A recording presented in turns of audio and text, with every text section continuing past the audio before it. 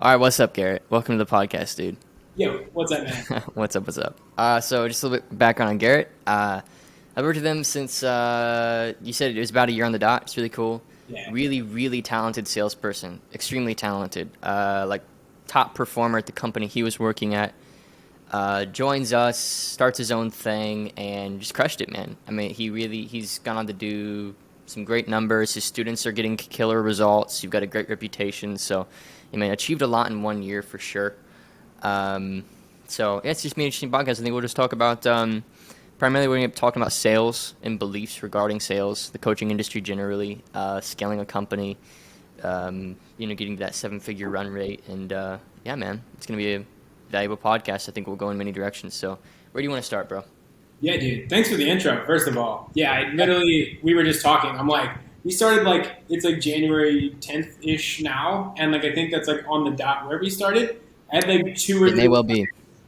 for my own thing, like alongside still selling for that other company, and then that's like right when I dropped selling for the other company and took my stuff full time. So it's been a crazy roller coaster every year. Yeah, it's wild to watch, man. You definitely you set a good tone for what it looks like. Like when you join any program, like anybody's program, when you join it, you should just go all in. I'm a believer in like you just make a strong commitment and you say I'm going to make this work, and that's what you did. So, dude, I think the things that you're best at, and arguably, is sales, inarguably. And having watched you grow, and having watched you build your company, I think I've seen that shine through because I saw what you were capable of out the gate and how quickly you went into prospecting. I think you're using like Twitter at the time, right, to prospect. And then are you still using Twitter, or is it mostly Instagram or mostly other platforms, or what are you kind of using now? Like 55, 60% of my clients come from Twitter, like 30% referrals, and the rest like Instagram, YouTube ish. Kind of whatever else. Yeah. Yeah. And you're doing like student interviews on YouTube. So that like, there's no organic traffic to that. It's mostly just there for the sake of proof of your results. Yeah. You'd be surprised. I have one client interview that has like 3,000 views on YouTube because it Really? has NFT in the word. So people will type in Oh. NFT agency owner, and that's like it like Mhm. ranks. So I've got a lot Gotcha. of clients from that one interview, which is pretty crazy. That's wild. That's wild. So Twitter, it's kind of interesting that you use Twitter. I have not seen many people do well with Twitter when it comes to the coaching industry. Like, why Twitter? Why is that your angle? Yeah, I think I just had a lot of goodwill built in there. I was just posting on it already, and I think I had a lot of people already wanting stuff from me there. I think that's why it worked. And like, there's this little corner of Twitter that we like to call like money Twitter. It's like a little pocket of guys in their 20s like doing crazy numbers, doing like online business stuff, whether it's like agencies or sales or Hmm. whatever. And yeah, I was just like, I was in sales and like I had like a 65 ish, 60% close rate. And I was like, hey, I took like 5 calls a day, closed for like 30 grand in sales, did like 3K in commissions. And everyone's like, how is this dude doing like 3 grand a day? Hmm. So I got a lot of DMs around that. I was just like giving out like free game and just kind of documenting day to day. And then after 3,000 people or so pick up on my day to day, and then I have Yeah, something to sell around what they're interested in, and it was pretty easy. it's killer. I Yeah. remember when I first reached out to you too. Is your first response was like, I've got the platform, I've got some idea what to do. I think I could do it myself. And I'm like, you probably could, but like, let me still see what I can do and shorten the learning curve. Yeah. Um, and I'm glad we did. I mean, and now, are you coming to Tulum into this month? I can't remember. I've done so much traveling. I'm like going back and forth in my head. I'm Yeah. probably not just because I just went to like Mexico and Arizona and Chicago, and I'm like, I need to just like work. Is it just traveling? Is it just traveling for fun or traveling for work, or what's the traveling for? A mix of both. Like I went to Mexico for like a week and a half. Like my girl's from there, Mm-hmm. so she'd not been in Mexico. Like her parents grew up in Mexico. She grew up in Chicago, so Mm-hmm. we went to like Michoacan, which is like her state or whatever they call it in Mexico. I don't really know what that's called, Got territory. it. And then Territory. we went to like Mexico City, the pyramids, like everywhere. So that was more just like her family thing. Mm-hmm. Arizona was a mastermind, and so mix of both, I guess. Got it. Got it. So, dude, this past year, man, I mean, you built something really impressive, and I think that's why I wanted you on the podcast was Yeah. just because I think you went from working a sales gig to effectively, I mean, would it be an accurate thing to say like you basically do sales coaching?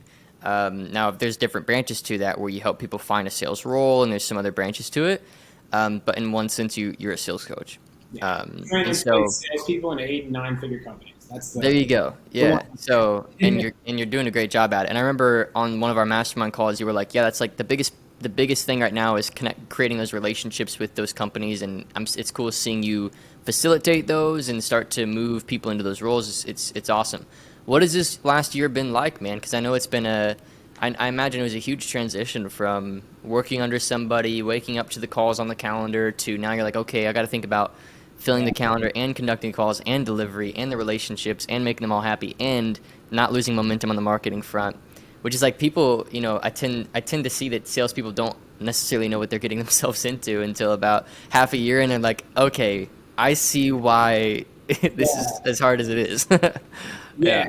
It made me like the guy that I used to sell for. It was like an info business as well, and he Hmm. does like he was doing like $250,000 a month when I was selling for him initially, and then I kind of helped him and his sales team scale to like $500,000 a month or so, and now he's doing like $2 million a month.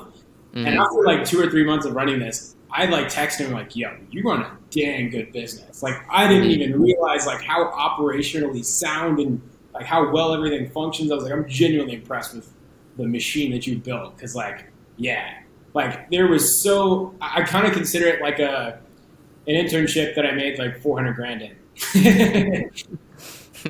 That's awesome. That's awesome. So, what would you say this past year has presented to you in terms of hard lessons? um, yeah, I think initially maybe it's being in sales, like maybe it was having parents that really just instilled into me like work really hard, and if you work really hard good things happen, and it Hmm. does to a certain extent, but Hmm. there's also only 24 hours in a day, and it really took me a while, and I'm still learning like the Yeah. importance of like hiring and systems and like clean operations and managing a team. Mm. That was the biggest learning lesson of like I can grind 13-hour days, but like it hits a point where it's like you're almost trying to grow a garden with like pumping steroids in all the fruits and vegetables to get them functioning, but it's not like Yeah. sustainable. It's like it's 100%. yeah, Yeah. You got to let the process be the process, and you just got to make sure you got good soil, good seeds, yeah, good sun, good water, and just like kind of stay out of the way. And I agree, man. I think when people make that transition into leading a team, I've seen like one of a few routes. Like the first one is they just drill their team like boot camp, and yeah, then they have like a really high churn. The other route is like they almost aren't hard enough, and then the company doesn't like scale and it gets unprofitable. And I think I used to kind of I was kind of the latter of those two, honestly. Like I brought on a team and like amazing people, but I just had to learn the hard way that I need to make quick decisions, hold myself to those decisions, hold my team to those decisions, and lead like a force in order yeah, for anything to happen, while also making sure that I credit great work very openly and publicly, because if you don't do that, you lose their esteem, and also punish bad work. Because then the people who are doing good work feel like, why is he allowed to get away with that? And it's like culture is such a sticky thing, man. And yeah, like getting to multiple millions of dollars a year and sustaining it, like, dude, for me, it's just been like, it's been 80% figuring out how to lead people. yeah, And it's unlearning a lot of bad habits that came from being in a similar position. Like, I don't think my parents instilled it in me that working hard makes you more money, but I do think that I kind of like learned it. yeah, I don't know if it was a parents thing or a culture thing or whatever, but I just learned, like, because I was a one-man show, grinding it out, taking my own calls, serving my clients, doing everything myself, and I almost had to unlearn lone wolf syndrome. You know what I mean?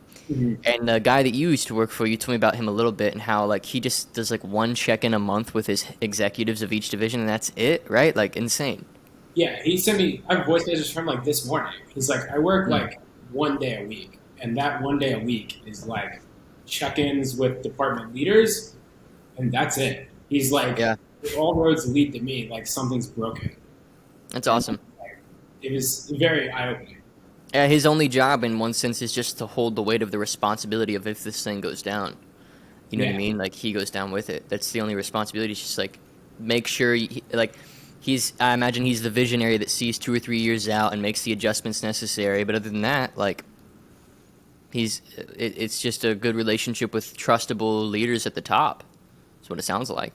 Yeah, I feel like the biggest thing I learned is as far as like kind of that fine like teeter totter balance of like being a Nazi that's like all over your employees and like making sure it's like a straight boot camp, or like I'm a friend, I'm a buddy, let's chit chat and like, go have fun together, is like not making decisions based off of emotion, but having like Mm. in day reporting and just straight KPIs where it's like, hey, like numbers say this, numbers are supposed to be this, like where's the Yeah. gap, why is the gap there?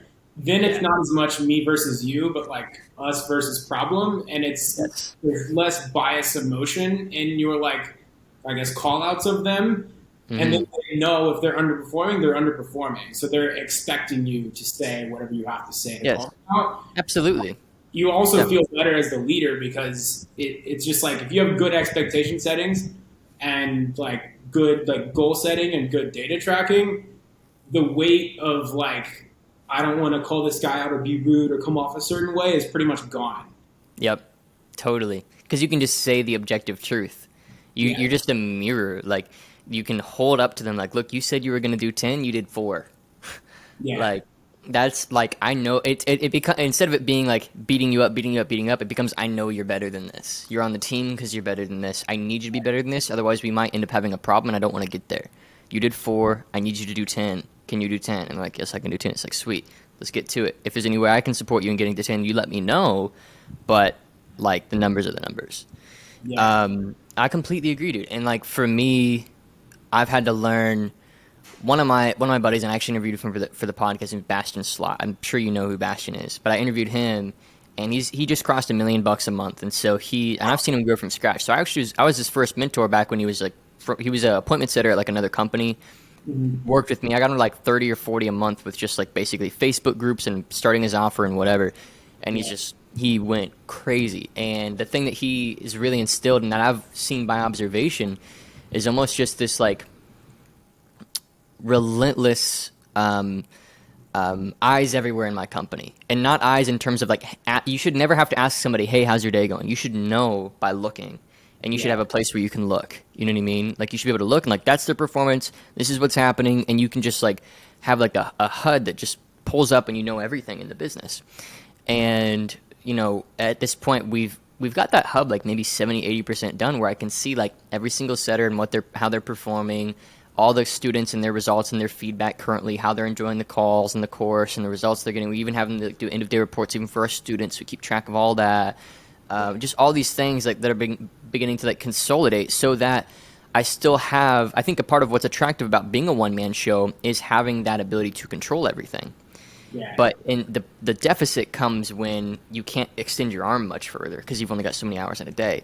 So if you can consolidate all the data into one place, you still can control things without being a control freak. I think you cross the line of control freak when you're asking people to do things that they are like, what do you mean? I already did it, or why do we need to do that, or whatever.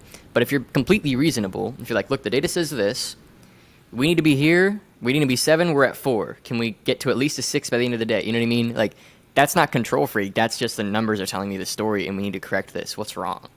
Right. yeah. I think a big belief that got broken was, for me, was it's going to be the best if I do it because I know how to do it and it's my company and I know this thing the And I best. remember seeing you in that journey. Yeah. But what broke that was like hiring someone and being like, all right, I'm in my eyes at least a 9 out of 10 at this task. They're like a 7 out of 10, but they have 100% of their time to allocate to it. So me spending 20% of my time on this task, although I'm slightly better, is Hmm. still worse than a 7 out of 10 putting all of their time and attention into it. And Hmm. I think when that belief really clicked for me, I'm like, like the aha moment kind of hit, and then I realized like I can turn a 7 into a 9 or a 7 into a 10, and like I need to hire more people because they can be better than me if they're trained and if they have all of their time into it versus where I don't.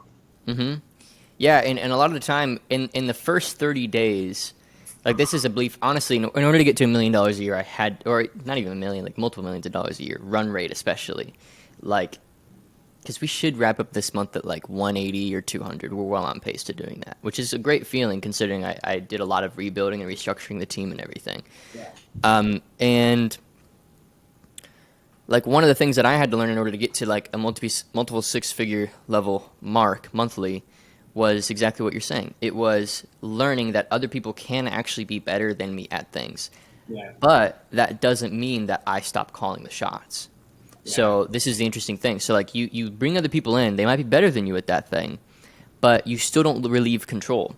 Because when you relieve control, like your job is to facilitate the arrangement of every member on your team and make sure that they're all working together in unison towards a given, clearly defined end goal. And if you start to let them call their own shots, you're gonna the company's gonna kind of discombobulate and separate slowly, and there's gonna be ripping between team members, and it's not gonna work together in unison. So you still call the shots, just because they're better than you doesn't mean you don't call the shots, right? So like that was something I had to learn. Like I had people on the team who were like better than me. Honestly, they're incredible.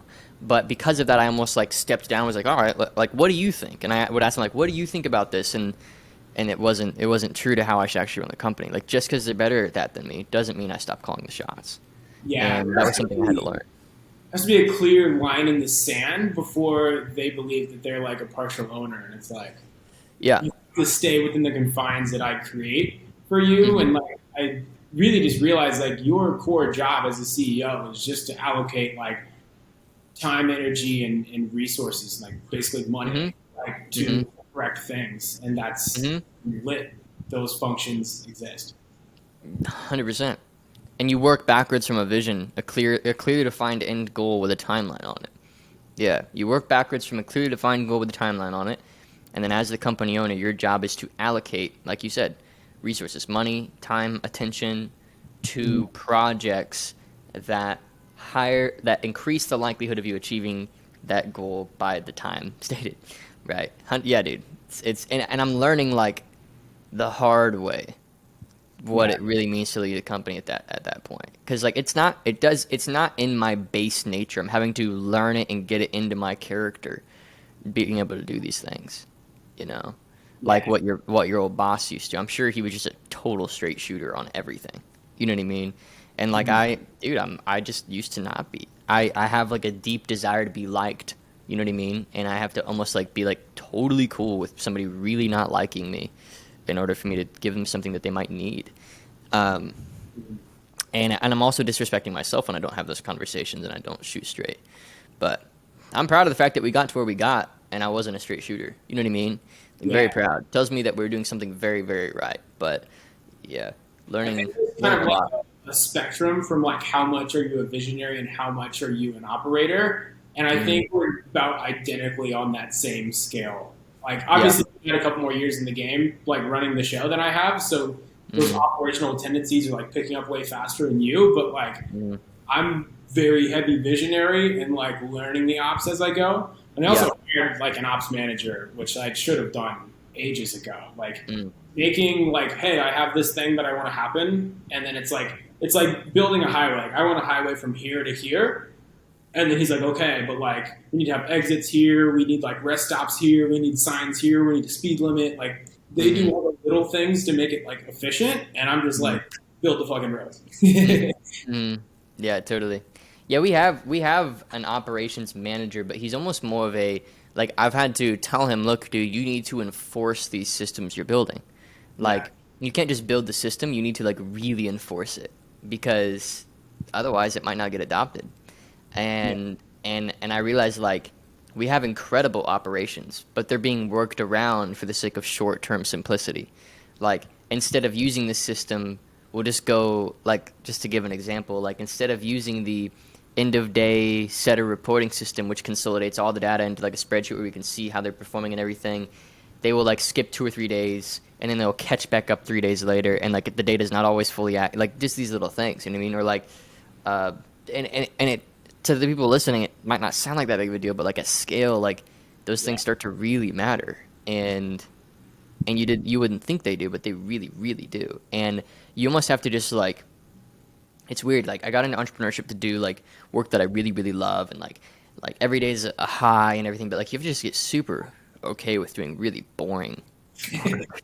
Like it's just Yeah, super boring and it's not fun, and it doesn't pay off for any sooner than months later, and it's just a lot of that right now. You know what I mean? Like I'm it's a lot of that.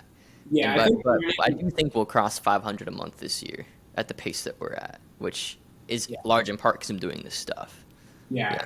It's like the wider you build the foundation, like the taller thing you can build. And I think I'm building that foundation now. Like Mhm. I've made great cash. I've got clients great results, and now it's like let's build wide so we can build tall. Mhm. I think I'm really learning the duality in everything I do. Is like not everything I do is like going to be phenomenal and amazing and enjoyable with a smile on my face. Mhm. Well, you kind of just have to choose like your hard. Like being broke is hard. Like running a business that's unsustainable is hard, and being on Yeah. 15 hours worth of sales calls every day is hard. But like Yeah. choose your hard, and like that's kind of like the hard that I'm choosing right now. Yeah. 100%. And I like what you just said about building wide in order to build tall. I feel like that's definitely the season that we're in. Building wide in order to build tall. Because like, could I, if I just focused on sales, I didn't focus on ops, I didn't focus on product, I didn't focus on these other parts of my business that in the medium to long term really need focused on, could we like right now like set up a bat and swing and hit 600 in a month? Sure. But so many things would break, you know what I mean? And it's just like, I don't know, man. I guess I have maybe an unhealthy fear for things breaking because I see people that move faster than us that really inspire me, and it's almost like they're just way more comfortable being right on that cliffside all the time. And so I feel like I'm maybe like 2 or 3 steps back from that cliffside, making sure that we're not doing anything dumb. But I'm having to almost unlearn that as well because I'm realizing that that is, you know, to be on that cliffside, you're able to be on that cliffside if you're able to make quick and fast decisions and commit to them. So the reason I stay back from the cliffside is because in the past I used to kind of consider, and then never really come to something, and then just like by the time I finally came to something, the problem had grown so big that it created 3 more problems and whatever. Yeah, So yeah. I'd realize just for my like my mental like stability and like feeling mentally good about things like right now we're doing like 60, 80 grand or so a month like relatively consistently, and Mm, that feels good, and we just add mm, another like 10 grand or so a month like every single month, like we're on a phenomenal pace. But I realize these crazy pendulum swings of like 80 and then oh my god everything's breaking. It's like run to the front door, bring in clients, run to the back door, like, oh my God, like, let's fix everything. Like, yeah. that feels awful to me. Yeah, And it does.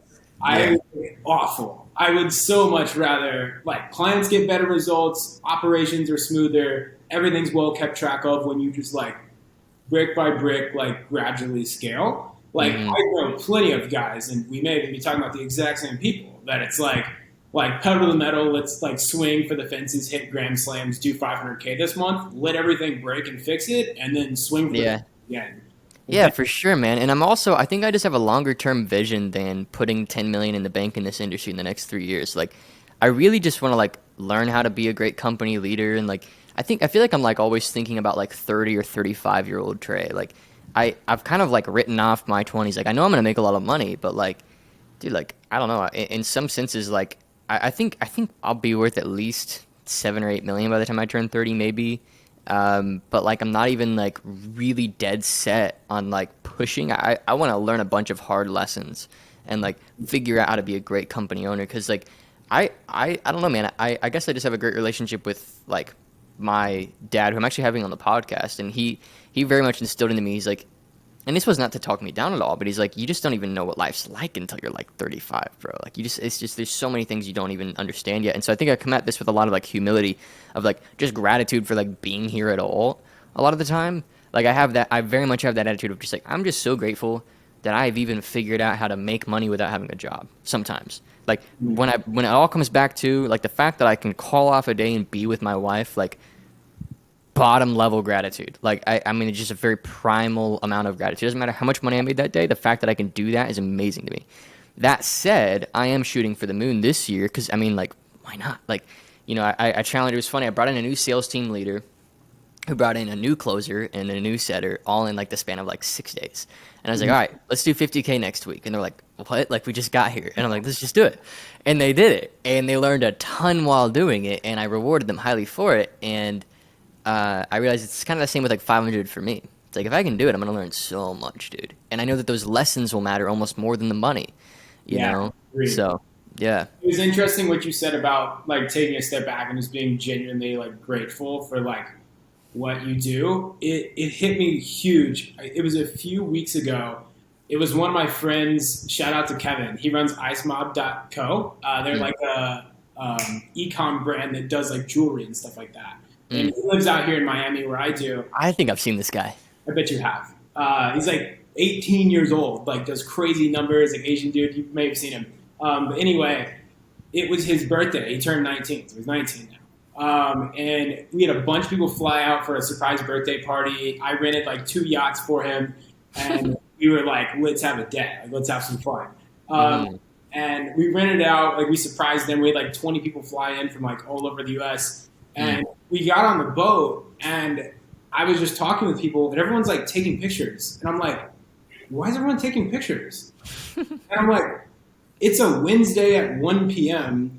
I rented out 2 yachts, and all of my friends that do like online business stuff just flew to Miami on a Wednesday to like have a boat in the middle of the week. Oh, bro. And I'm like, oh, this is like exactly what I wanted to happen. Like 3 years ago, like everything that was in my head, and this is like extremely normal to me now. Yeah, dude. That's so sick. It was a very cool, like, oh wow, this is everything I worked for, and it feels like so normal that I forget. Yeah, dude, totally. I feel that way all the time. And it almost like I had this like identity crisis because I felt like I'd done everything that I wanted to do almost there for a sec. Like I was like, I'm putting like $100,000 in the bank a month right now, and like I can buy whatever I want. Like I'm prepaying my taxes, like no work, like I'm like good, you know what I mean? Like, and I was just like, now what? Like there for like 4 months, I had like a total like, now what do I do? And it just came back to like, well, I'm young, I'm really freaking lucky, and I mean, there's a stronger word than freaking, but like I'm trying not to swear so much. I'm really lucky that like I figured this out by now. So like, all right, like why not shoot further? And right around then I got married and kind of just solidified my personal life a little bit because I always knew that I didn't really want to like really shoot for the moon without like my wife. And I knew that from like a young age, like even when I was like 16 or 17, I was like, I know I want to be married and like have that like center in my life before I do that. So I almost kind of like put a pause on things, like, all right, like let's just like maintenance mode for like 6 months, got married. And it was a beautiful wedding, dude. And like one of the things that was very like for me, dude, just being able to like, I don't know, something about being able to pay for my own wedding. So it was not a cheap wedding, but it wasn't like $100,000, but it was like, I think it was like 35, 40 grand or something, like all said and done. Yeah. And like, I was able to pay for that. And that just and now I didn't pay it all at once. I paid it over the course of like 3 or 4 months in like split payments or whatever, just to make it a little easier.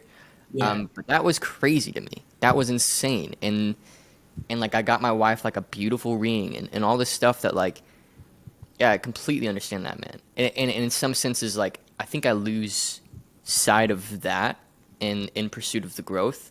Yeah. But you can't, that's the weird thing is you can't stay there too long because then you're like, oh, I'm good. You know what I mean? So it's almost this like weird dichotomy you have to figure out once you get to this stage of like being really, really grateful, but also still very dissatisfied. Almost. Yeah. Yeah, I think once you can see what you can do for people around you, it makes you like put your foot back on the gas pedal. Like, yeah, I visited home and I was like talking to my mom about things, and she's like, "You realize like you just made like my salary like last month?" And I'm like, "Yeah, yeah, I did." Yeah, I guess. Then she was like, I won't get into everything, but like she was like talking about like her mortgage, and she's like, man, like if I could just get this paid off, like I could retire. Like I only have like 5 years to go. This is really the last kind of like milestone here. Like once the mortgage is paid off, like I can actually like we have the means to like, you know, slow down a little bit and probably retire. Like I have 4 years or so. She's a teacher. She's like 4 years or so. Like I could definitely like retire. Awesome. And I was like, how much is on your mortgage? And I looked and I'm like, Like that's it. Like that's what's holding you. That's And your this mortgage? Yeah, seriously, dude. she's like complaining. They're not complaining, but she just doesn't like her job. Like she's older, and I was Yeah. like, okay. Mm. So I like wrote her Still like killer. a pretty sizable check like for Christmas. I got her like a mug from Awesome. Mexico, and I put the Mhm. check like, inside the mug, and they were like, oh my god. So I That's feel awesome. like those moments are kind of like what push me now because Yeah. No, I get that. I really get that. I I think really get money that. wise, once you go beyond like, and there's obviously levels to it, but once you go beyond like rent's paid, like basic expenses are paid, like I have enough cat like year or so worth of expenses are like covered. It's like the difference between like 100 grand in the bank and like 400 grand in the bank aren't as crazy as zero to Yeah, 100 in the for bank. sure. 100%. Beyond that, it's 100%. just like kind of giving back. I feel like. Yeah. No, I think that's what's motivating me right now. It's just like my wife and my mom and my sister and just these people in my life that I really want to take care of my dad, like making him really proud and being able to give something to my family. And I think that's really what's motivating me. You know, like my brother is like setting an example of like what's possible in the world and everything. But I think my editors will cut this, but I got to be right back, dude. Okay, One sec. go for it.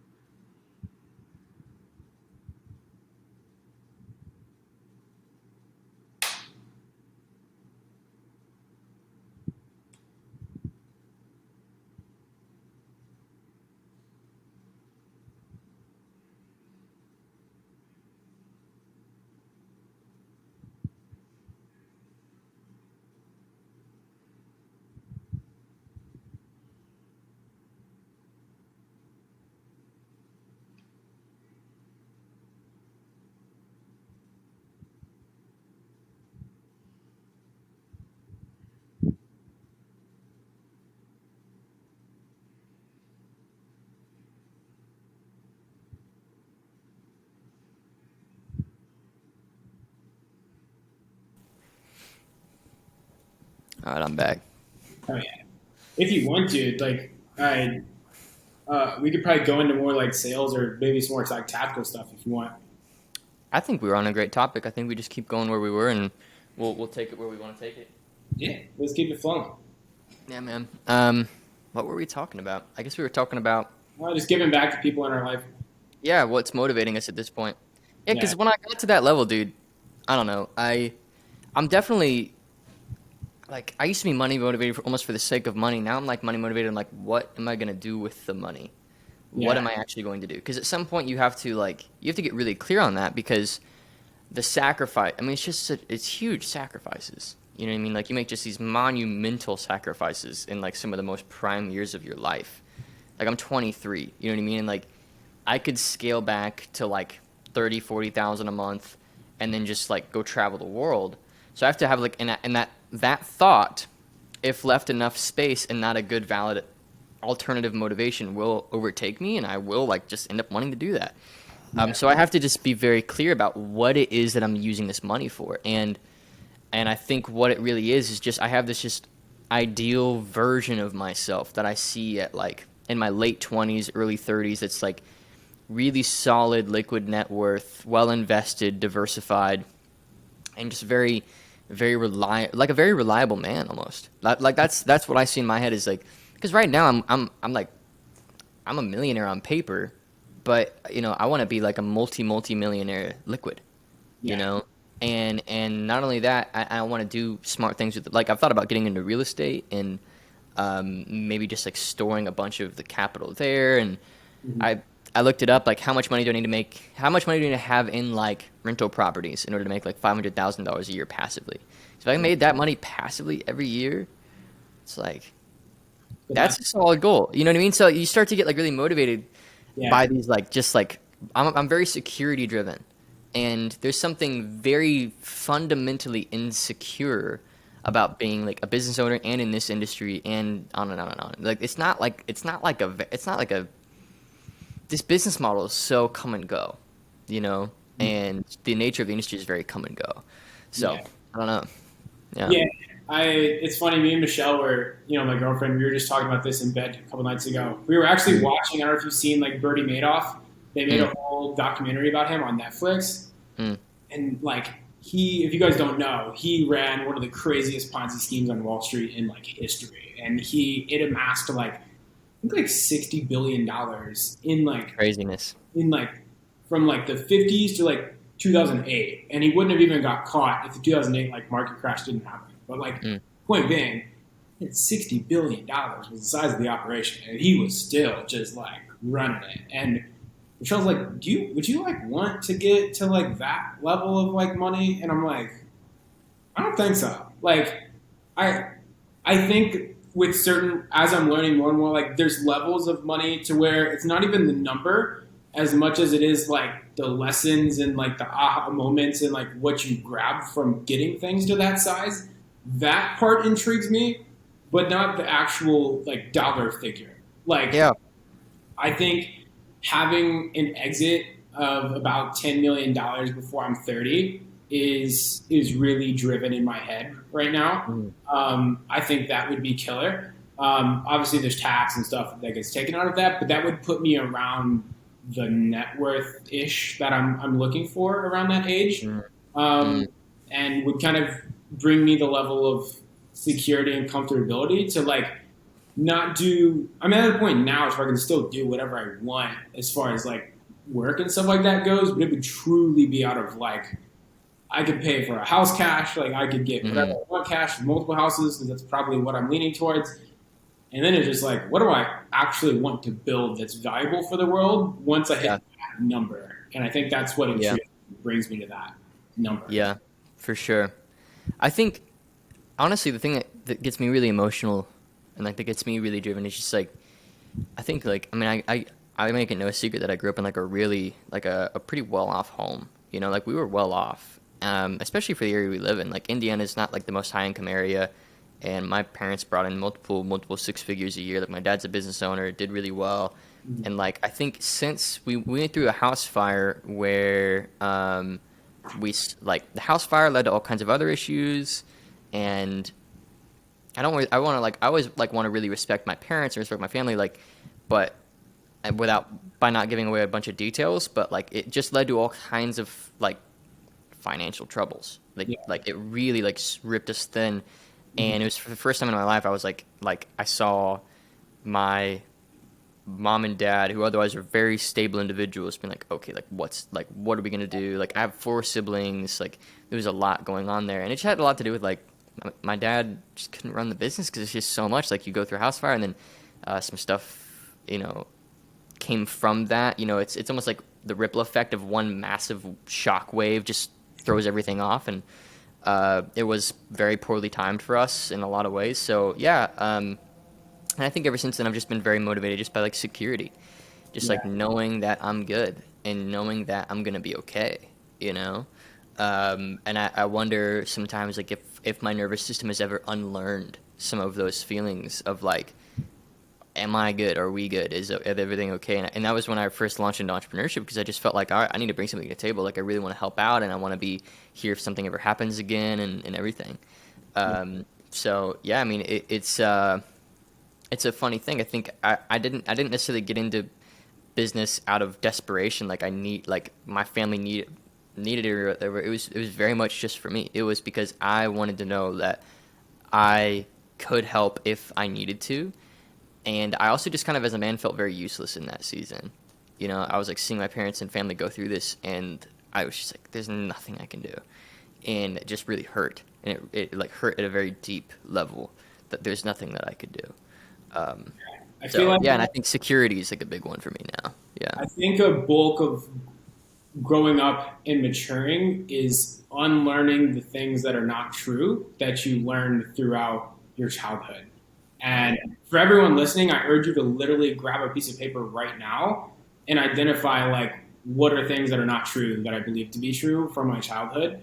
Because a lot of that hit me, and like even like you don't have to have a terrible childhood, you can have a great childhood, but still, hmm there's pros and cons of how everyone was raised. And I hmm think like my parents did a phenomenal job at raising me, but hmm financially specifically, like I think like they grew up in like my dad grew up in a trailer, my mom grew up in a very small house on a farm, and the only reason that they could like live at that place was because they farmed the ground and gave like 60-70% of the profits to the guy who actually owned the house and the property. Hmm. So they both grew up like without hardly any money at all. Hmm. So they were always ashamed of their house. Anytime they had friends or family that like came, they're like, I don't want to bring them to this house. So Hmm. when they got older, they're like, I'm going to make sure my kids never have to have that feeling. We're going to have a nice house. We're going to have a nice car. So when they bring their friends, they're like, wow, look at this house. Yeah. So when I'm a kid, I see the nice house, like I see the nice car. But what I saw was the 30th of the month, we're getting a little bit more tense because bills got to get paid. And I'm like, we make like okay money, like we're a middle class family. Like, why are we going through so much financial stress just to like look like we got it? And then like, so that was like the opposite of like what my family did. So now for me, I'm like, fuck the flashy things. Like, Mm-hmm. I want so much money in the bank, I never have that feeling. Mm-hmm. And now in that, like when I need to hire someone, I'm like, ugh, but like that'll affect my margin. Like I know it's not my actual thought, but core in the back of my like primitive brain, I'm like, hold on to it because you never know, and I don't like that. Yeah. So Yeah, I for think sure. I'm very security driven too, and I feel like Yeah. as I have more in the bank, I'm allowing more to go. Like I'm very aggressive with like investing in myself and skills and like doing whatever I can for the business to grow.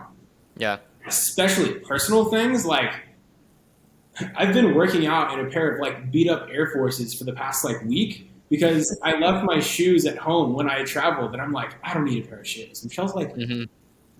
I know how much you have in the bank. Like, buy some fucking shoes. And I'm like, oh yeah, I can buy shoes. Like, I'm good. Yeah, totally, dude. It's so No, weird. it's so funny. Yeah, I actually I so get that, man. It's so funny, dude. Like, it's so strange to me, man. Like, I don't even flinch at paying my team $10,000 in sales commissions. But Yeah. then my wife is like, "Hey, babe, groceries this week are like $250. Is that cool?" And I'm like, "Oh, I don't know." Yeah, like, right? dude, it's so weird. It's like, why my brain just doesn't understand the situation I'm now in. It hasn't learned yet that like I literally can make as much money as I want when like I've got a very proven financial model with my business, like really proven. Mhm.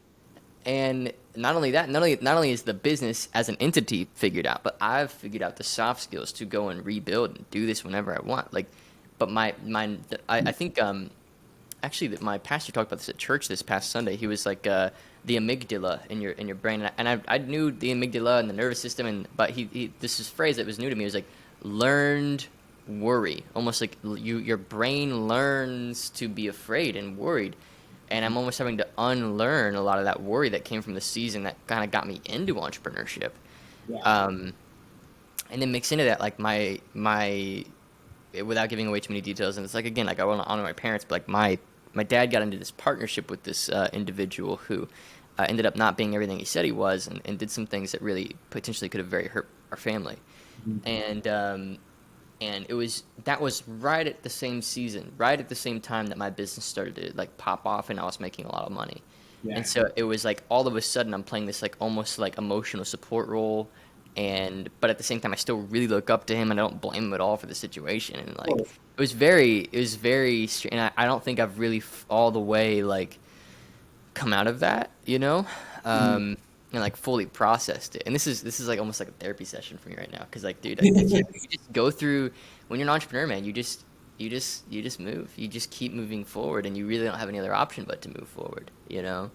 Um, but But yeah. I think the security is less in the money and more in, like you said, the personal soft skills to like anytime there's a pinch, it's like I know I can pull 20 grand out of my ass because I know how to sell. Mm-hmm.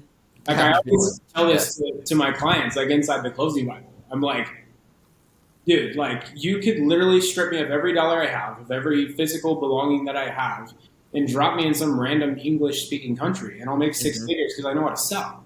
Mm-hmm. Uh, Totally, man. I 100%. have a real lack of security because I know that's there, Yep. which is a really like big breath of fresh air. Yeah. And even deeper than that, man, even deeper than knowing how to sell is like I know that I know how to learn.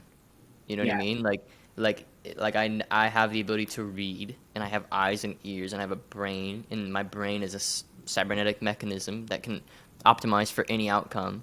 Yeah. And my security, I think, is found at a base level in the fact that I can learn anything, and I can learn how to do anything.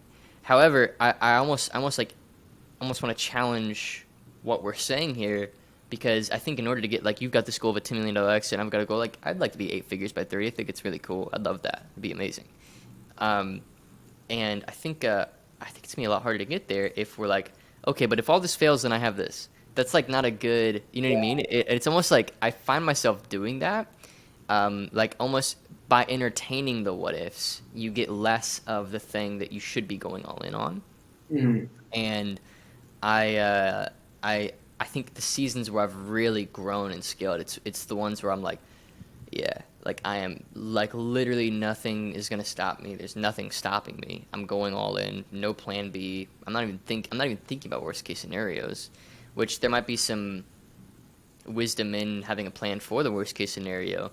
Um, but at this stage, man, I make more money and I do better for myself when I'm not even thinking about it. Right. I'm just going all in. Yeah.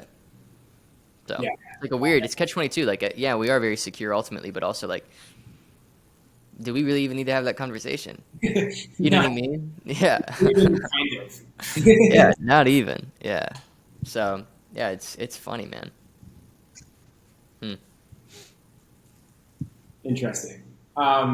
Yeah, because I think like even when I think in every quote unquote like graduation or like level up that I've had throughout my life, like from going from like waiting tables to like diving into sales, and from diving into sales to like starting my business, or honestly from being in college to like dropping out of college. Like Hmm. if I had that in those big transition phases, if you're like creating like, well, if this fails, then I'll do this, or if it fails, then I'll do this. Like I think that's the bad place to have those plan Bs there. Hmm. Like when I dropped out of college, like my parents were like, "You can't drop out of college," and I'm like, "Why not?" Like the true sales guy in me was like, "Why Hmm. not?" Like, well, we like paid for your betting and made like one payment on like your tuition, and I'm like, "All right," like pen and paper, like how much was it? It was Hmm. nearly exactly the amount of money that was in my bank account, and I was like, Hmm. here we go. I withdrew everything out of my bank, drove down home. I'm like, here's the Hilarious. money. Like, objection handled. Like, I'm dropping out of college. Hmm. And I think with $0 in the bank, and I mean, the beauty of living in the Midwest in a very small town was my expenses were like $600 a month with rent Yeah, and literally. groceries and everything. So I'm like, Yeah. I'm capable of making $600 in the next 30 days. Hmm. So I think with that level of like, you have to make money or you get evicted, like, Hmm. we figured out sales. Hmm. Hmm. 100%. I honestly think that was the same thing that happened to me. Is I think the journey for me was whether it was artificial or proper pressure, I have no idea. But I felt a ton of pressure in like 2020, like Mhm. like a ton of pressure in 2020, just because of like where the world was at, which I didn't know. Like I felt like some sense of like I was very driven like by like a lot of fear almost of just like I gotta figure this out because like it's like the stuff with my family and like where the world's at and then da da da da and just like I took all this weight on and um yeah, man, it just I think I like forced myself to learn sales, very much forced myself to, because it was like I had no other way through it, and I don't think I would have ever learned sales if it weren't for like really cornering myself emotionally into like I gotta do this. And it was funny, like I remember it was a very validating thing at one point, like I will always look up to my dad, dude. Freaking, I love this. Like, he's actually who I have right after you. It's kind of why he's top of mind for me. I'm interviewing him right after. Cool. Um, but yeah, dude, I remember sending him like a sales call, and he was like, because he's like he's been around, like he's even in these, he's like an Amazon coach. He's done that for like 12 years, like for the longest time. Yeah. They do like a mil or a mil and a half a year, and he's done that for. I mean, he's one of the longest standing e-commerce coaches in the industry. Like typically, you do that rate, and then you're gone in like 2 or 3 years. But like, dude, they're just I don't know, man. He's just got an incredible team. I think it's not even that high profit margins. These things are spread out so much. You get a huge team, but it's just an awesome operation, you Yeah. know. And I remember sitting in a sales call, and he was like, "Dude, this is crazy good." I'm like, "Yeah, you think?" And he's like, "Yeah, like I have no idea where you learned this." And I'm like, "I don't know. I guess I just like read a Yeah. bunch of books and bought the courses and whatever." And I think growing up in the Midwest, like sales is only for people who are trying to scam you of something, you know. And so you almost have to like unlearn that like sales is a bad thing, even. So yeah, Yeah. yeah. I don't know. What about you? Learning sales was a corner situation as well because you had zero in the bank. And then when did you find this role at the other company? Did that Yeah. happen immediately after or what? Pretty wild how it happened. So my girlfriend was actually in like network marketing, and this was like I was selling shoes at the time. Like I was like Mm. flipping shoes and like designer clothes, and I was like, I didn't even really realize it was sales, but I was like, okay, like I show up with like 5 pairs of Yeezys, and like this guy only wants to buy one, but I'll try to get him to buy three. And I'm Mm-hmm. like, all right, well if I show up with a business card, like, oh, this guy's running a business. He's not just some guy that's selling shoes out of the back of his car. Um, Mm-hmm. and then, so I kind of learned, like, hey, like, these are completely brand new. Like, they've never been worn. They're this and this. I get them directly from, like, so I kind of learned sales. And I'm like, it wasn't even sales. It was, like, desperation to, like, pay bills. Yeah, Maybe it totally. was sales. So it was, like, I didn't even know it was sales at the time. But then, like, anyway, I was doing, like, selling shoes and stuff. And my girlfriend was like, hey, like, this, like, sales trainer guy is like training my team. Like you should kind of like hop in, like sit next to me. We can watch the Zoom call. I'm like, all right, cool. And I watched it and I was like, that's what I'm doing. Like I didn't even realize that's what I'm doing, but that's what I'm doing. Hmm. And I was like, huh. So I followed the guy on Instagram. He does like lives like all the time. He's a big personal brand. I'm not gonna say his name, but anyway, India. But I was on his Instagram live and he was like doing a Q&A. There were like 700 people on there. And I was like, all right, I'm like laying in bed. I'm like 18, 19. And I was like, lights are off. It's like late. I'm about to fall asleep. And I like request because I'm like, there's so many people on here. Like, he's not actually going to like pick me. And then my screen starts loading. And I'm like, oh shit. I like run, like turn my lights on, like fix my hair. And That's I'm like, hilarious. no question prepared. And I'm like, dude, like, number one, thanks for letting me come on here. Secondly, like I really admire you. Like you clearly like you make a lot of money and like you're very intelligent. Like you're good at what you do, and I know you make your clients like a lot of money.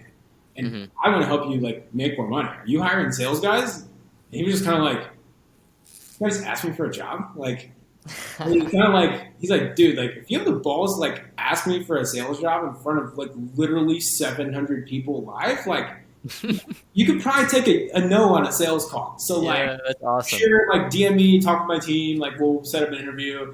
And then they hired me at like Wow. it was a sales agency. They put me on like their worst client, and I was doing Hmm. like 200 cold calls a day because he could tell I didn't know what I was doing. Yeah. Um, and it wasn't great, but like I think when like again like rent's due, it's like you're selling a $2,000 package on 10% commission. They didn't even tell me like you're an appointment setter, you're a closer. It was a Google sheet with a name and a phone number, and they're like they came from some free training, like close them, and I'm like, all right, sure. So I'm trying to close it on the setting call, and they're not expecting my call like a 2-month-old lead, Uh-huh. and I would close like one every like 2 days. So I'm closing like one in every like 400 calls. Like I'm so bad Jeez. at sales. But like I used to work for a tree service to where like a 13-hour day is like 150 cash, like Mm. busting my back. So when I closed a 2K package and I looked at the phone and I'm like, I need $200. I'm like sitting in like an air conditioned room at my desk. Like I'm at home. Like my bed's right there. Like Mm-hmm. I'm gonna go make food now. Like I made $200. I was like, oh, if I can get like 2% better, I'll start making $400 a day. Mm-hmm. I'm like, if I get a lot better, like, and I can also see the best sales reps on these sales team are doing 60 grand a month. So I'm like, I saw like there wasn't really a ceiling in mind here, and I know I'm awful, Mm-hmm. but I also like I was talking with these sales guys, and I'm like, hey, like you are so much better than me. Can we hop on mock calls and like get reps in? So Mm. I'm like, I'm learning the game. I started making a couple $100 a day. I'm putting a little bit of cash in the bank. And then I just kind of leveraged that experience to get a kind of better sales gig and a kind of better sales gig. Mm.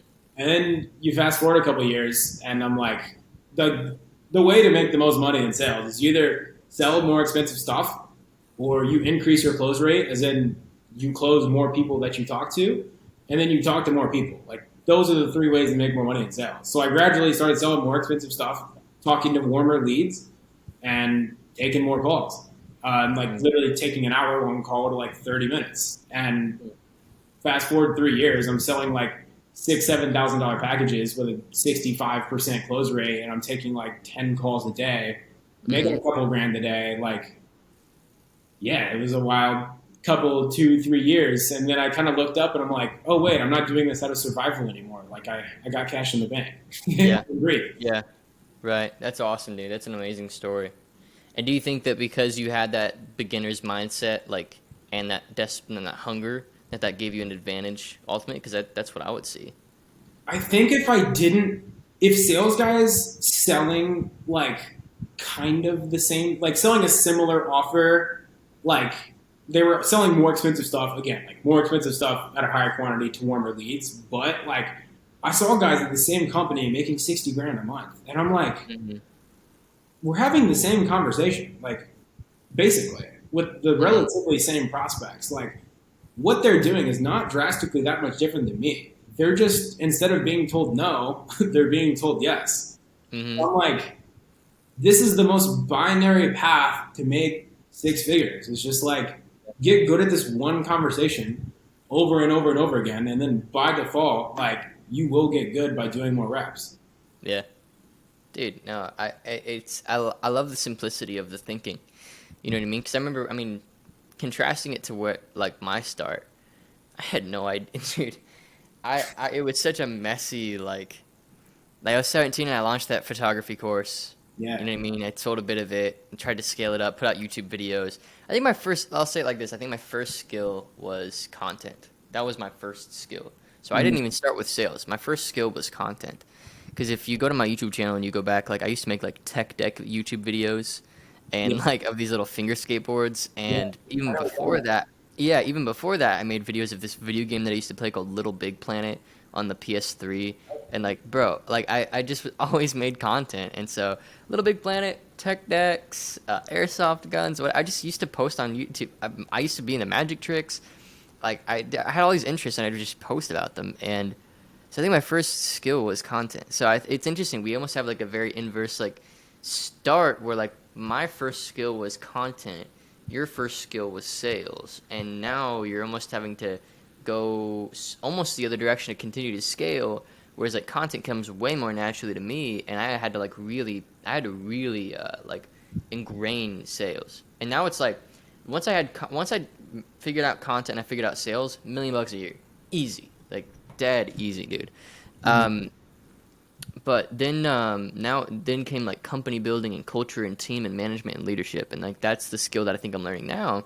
And I think my floor, because I have content and sales, I think my income floor is $1 million a year, dude. I don't think I'm gonna make less than $1 million a year just because I have those two skills. You know, like if I had to one man show it, upload a video every other day to YouTube, and just take calls, like bro, it's so easy. And then I've also got like, I don't know, man. You start to skill stack. Like I heard Hormozy talk about this. He was like, you start with one skill and then naturally you see that there's other opportunities you could take if you just learn that skill too, and then if you just learn that skill too, and then you end up skill stacking. Yeah. So I definitely without even realizing that I was doing it. And I think that framework of skill stacking, I think he did a good job of visualizing it. Like I started with content, then I learned product, sort of. Actually, maybe product was the next thing because I sold the course first. Then I learned sales. So content, product, sales, and that like each of those took like 1.5 years.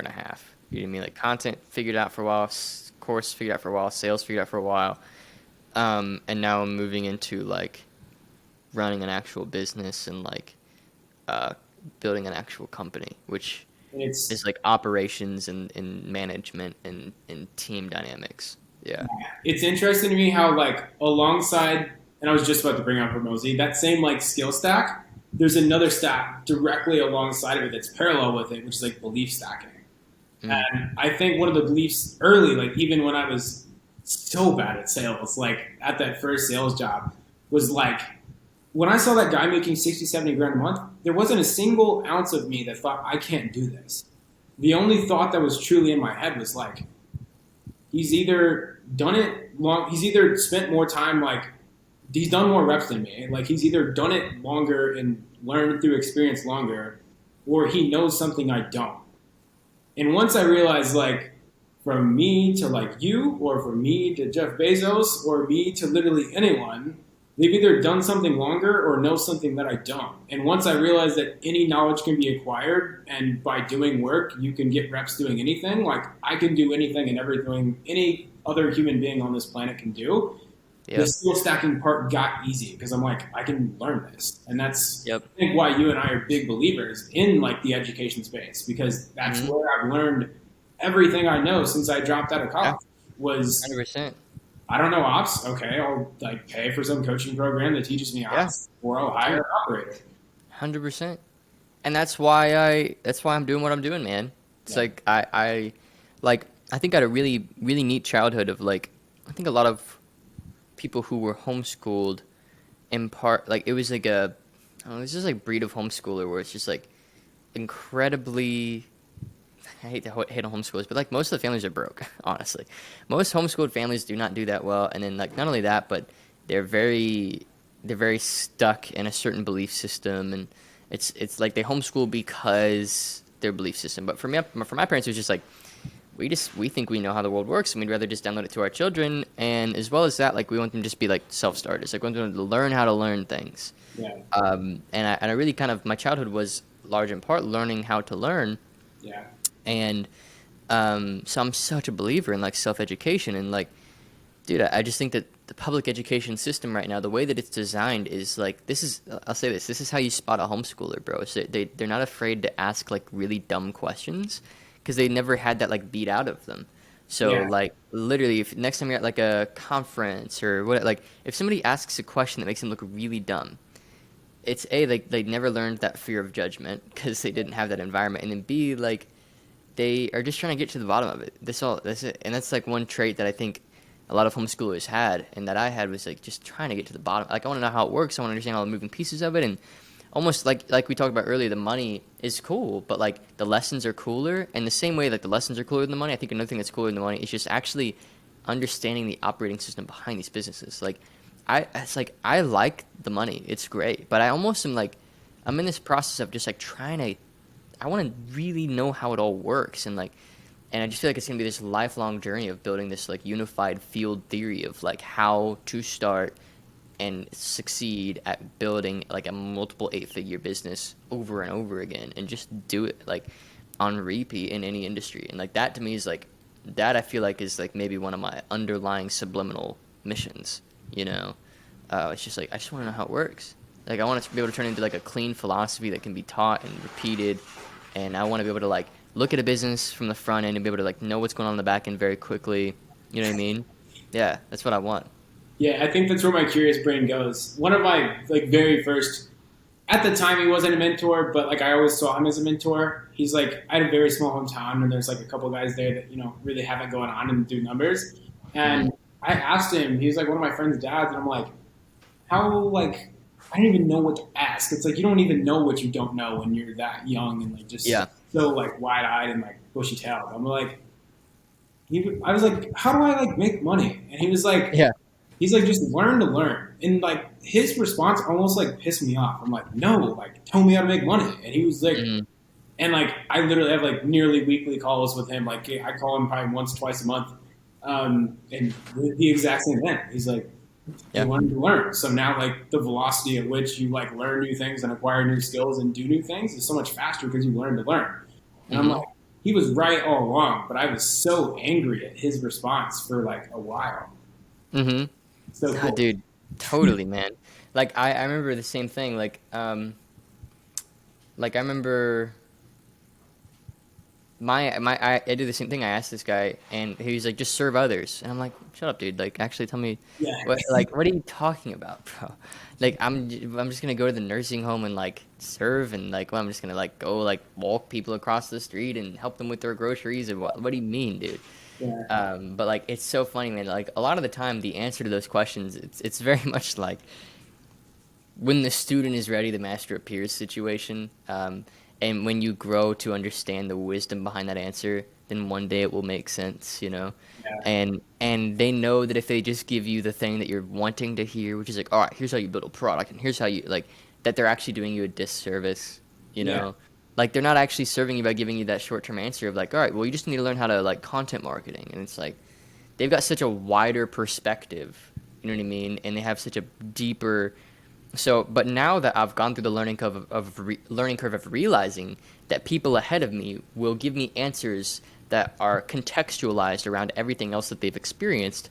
Now, when somebody tells me that, I'm like, okay, in time I will understand what they just said, but right now I don't get it. And I get that I don't get it. As opposed to when I was a beginner, I was like, just give me the truth. What are you talking about? You know what I mean? Because when you got that beginner mindset, I had this like arrogance about me of like, okay, sure, you're saying like sales, but like I thought sales was just like the thing that, you know, like it's like car salespeople and like Yeah. insurance salespeople. Like, what do you mean sales? You know what I mean? Like, but now I'm like, all right, if they're there, like people who are there who made it have no reason to not give you good advice. Like, they love that you're asking them a lot of the time, and this is what I've learned. And people ask me advice, and when I ask advice, same thing. It's like when people ask me advice, I have no reason not to give them the truth as I see it. Yeah. Like, it's like for example, like some members of like my extended family now, like starting to pick up on what I'm up to and everything, and like at like Thanksgiving or Christmas, or like, or if this example specifically, my buddy got married, and one of his the people in his groom's party, because I was one in the groom's party as well, or the groomsmen, and one of the other ones was like, "So, do you read a lot?" And I'm like, "I mean, I guess so. Why?" And he's like, "I just know that people who are rich like read a lot." And I'm like, "It's so funny that." Yeah. Because like just 3 years ago, I was like an idiot. Like, and now I got people asking me like, "Do you read?" I'm like, "Why?" And they're like, "Well, because you're rich." I'm like, "What are you talking about, dude?" But then you reflect and you're like, "I guess I have built something really cool." But you're constant. I don't know. I'm constantly comparing to people who are way further than me. So I still feel so small, you know. Yeah, I I don't think the know. more like money you make, the more broke you feel because you can like see higher. I'm like, Yeah. you climb one mountain and you're like, well, this was tall because it was the only one I can see, and now I'm so high I can see all the other ones, and I'm like, Yeah, literally, that's exactly how it is. That's I'm exactly how so it is. down here. Like I started like I made the glorious cool. We made 10K a month in sales, but I'm like, Yeah. this founder is making 1.5 million a fucking month, and he's doing nothing. I'm like, Yeah. and I think I'm like, he's not that much smarter than me. Yeah. Again, I was like, he either knows something I don't, or he's done something I haven't done. So I'm like, Yeah. now I'm like, I can do that too. And Yeah. I'm like on my way there, and then he's looking at people above him like they're not that much smarter, and like Mhm. it's this cycle that kind of doesn't stop, and it's not a level of discontent where I'm at, but it's I think it's knowing what I'm capable of and knowing that I'm not even 10%. Like I haven't Oh, used bro. 10% of what I'm capable of, and I I think that feel that way all the time. you're not operating out of like why am I not there? I suck. It's like I know what I'm capable of, and like I could do a lot better, and I think Yeah. that's where it comes from. Hmm. Yeah. There's no like beating myself up of like, oh man, I suck. I can't believe I'm not. It's more just like I'm aware of the nature of being a human and how I can learn anything and apply those concepts and I can go through the fire and come out with lessons and like that.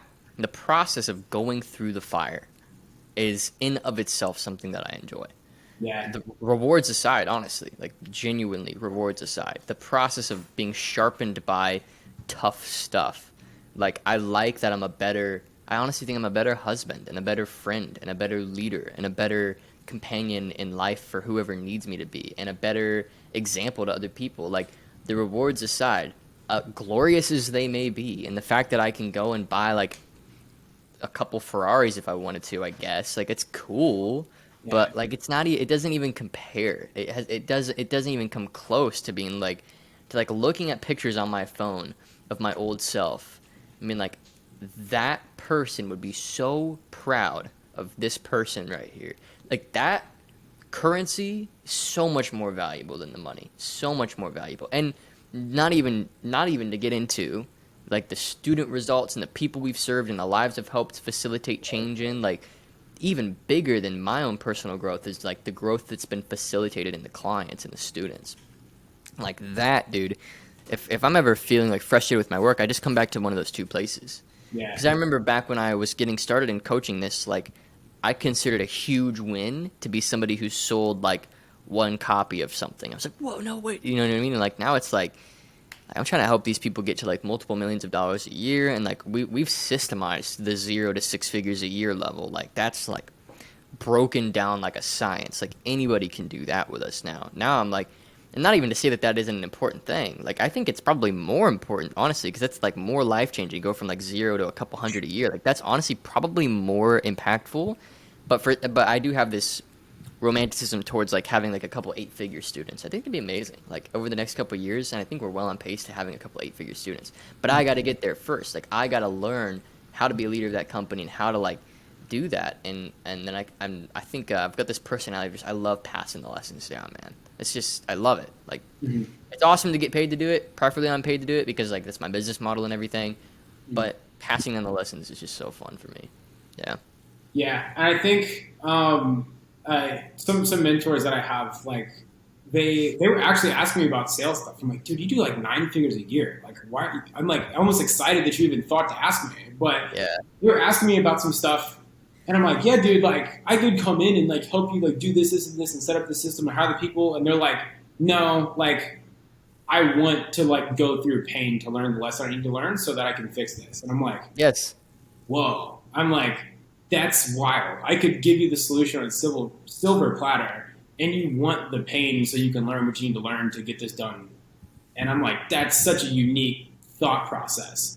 And yeah, I guess as far as like student results and all that go, like I think that's intriguing as well. Like when I was just out in Scottsdale, I met with a couple clients, and like I didn't even realize, like obviously I'm like, you see like in Slack, like, oh, I did 10, 12 grand this month, or oh, I made like a grand today, and I'm like, all right, cool, yeah, like next. But I'm like, like that's like a really big deal.